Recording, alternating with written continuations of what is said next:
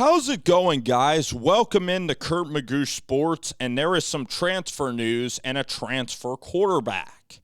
The Auburn quarterback room, which lost Bo Nix to the University of Oregon, they are adding Zach Calzada. And Zach Calzada is a player that was born in the state. He was born, I'll tell you what state he was born, guys. He was born in the state of Georgia. That's Zach Calzada, all right? I'm going to read you his statistics, and then I'm going to tell you everything about this football player that I think, all right? Even easier than maybe a high school player because this guy can get NIL. He's played a couple of years, so you can even be more honest with players that are juniors and things. In 2021, he threw for 7 touchdowns, 9 interceptions, 2,185 yards. All right? That is Zach Calzada. He was okay. He was really good in the Bama game. Against Arkansas, he was a mess in the first half. If you watch Texas A&M, he was not good in that game whatsoever. Against Auburn, which Auburn is getting, he was downright not effective. The defense of Texas A&M, like Leal and those guys, Bo Nix, it was a bad offensive football game and a tremendous defensive game. It was a really good game. Auburn, Texas A&M. People say it's ugly because they equate defense with ugly. It was also beautiful in terms of how beautiful the game was played and how beautiful the defense was played. It was ugly offense. It was beautiful defense. Calzada against Bama was good. Against Colorado, he was pretty dang good. Against Missouri, he was fine. Against New Mexico, very, very good. Let's look at what Zach Calzada brings to the table. He's listed as 6'4". He doesn't play like he plays like he's 6'2 and a half, 6'3". I believe he's like 6'3". His throwing motion's a little bit low, but the thing about Zach Calzada is in the intermediate game, this guy can put so much RPMs and velocity on the football. He has tremendous arm strength. Arm strength that makes you love quarterback play, that makes you love offense, that makes you watch and love football. That's what Zach Calzada is. He's an entertaining player. He's really entertaining. He can layer the ball. He throws a deep ball 60 yards in the air, and he can also drive that ball in the tight windows in cover 2. He can hit the out route. He can throw to all angles of the field. So he's a talented guy. In terms of footwork, it's choppy. It's happy feet-like. He's thinking a lot in Jimbo's system. It was Haynes King's team last year, which is concerning. You know, Calzada's older, but Calzada needs to believe, hey, this is my damn team. Now, he is competing against D. Davis. We have to see what other guys are going to come in, but Zach Calzada is probably going to be the most talented thrower on that roster. Zach Calzada can be really good. He needs to utilize the tight ends, throw a touch over the middle. So if he throws with tight ends, he will be good. I believe that the system of Harson's and Austin Davis's is a really good system for Zach Calzada. He needs to get really good at timing on back shoulder throws. He needs to work even harder with his receivers. There needs to be an unbelievable chemistry. The running game with Tank Bigsby needs to open up play-action shots. Zach Calzada is at his best when he's throwing 25 times a game. There's some quarterbacks like C.J. Stroud and certain air raid guys like even the guy Will Rogers that can throw 50 times.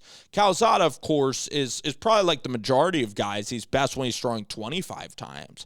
But he can be super efficient. They run the football, you play action fake, you move the throwing zone, the launch point, and he can be really good.